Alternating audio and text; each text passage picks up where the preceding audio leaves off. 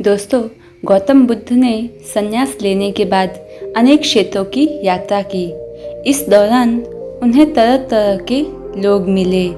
कोई अपनी परिस्थिति से परेशान तो कोई उनके रूप और व्यक्तित्व से हैरान। एक बार वह एक गांव पहुंचे।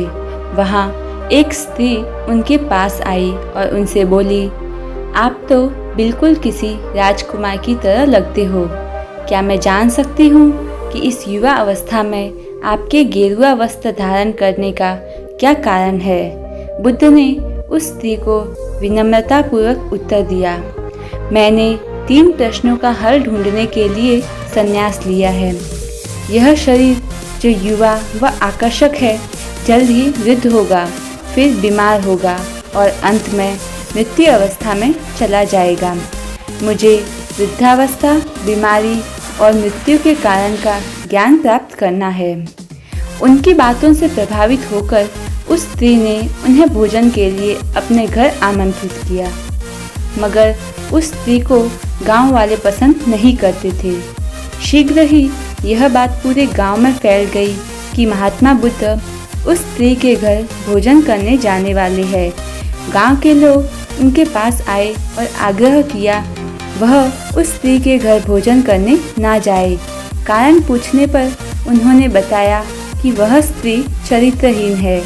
बुद्ध ने गांव के मुखिया से पूछा, क्या आप भी मानते हैं कि वह स्त्री चरित्रहीन है?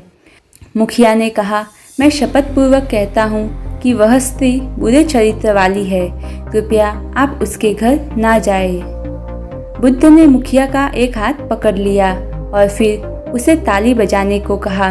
मुखिया ने कहा, मैं एक हाथ से ताली नहीं बजा सकता, मेरा दूसरा हाथ आपने पकड़ रखा है, ऐसे में एक हाथ से ताली कैसे बजाऊं?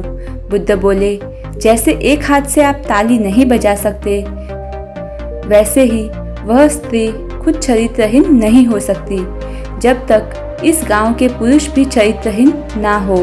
अगर गांव के सभी पुरुष अच्छे होते तो वह स्त्री कभी ऐसी ना होती।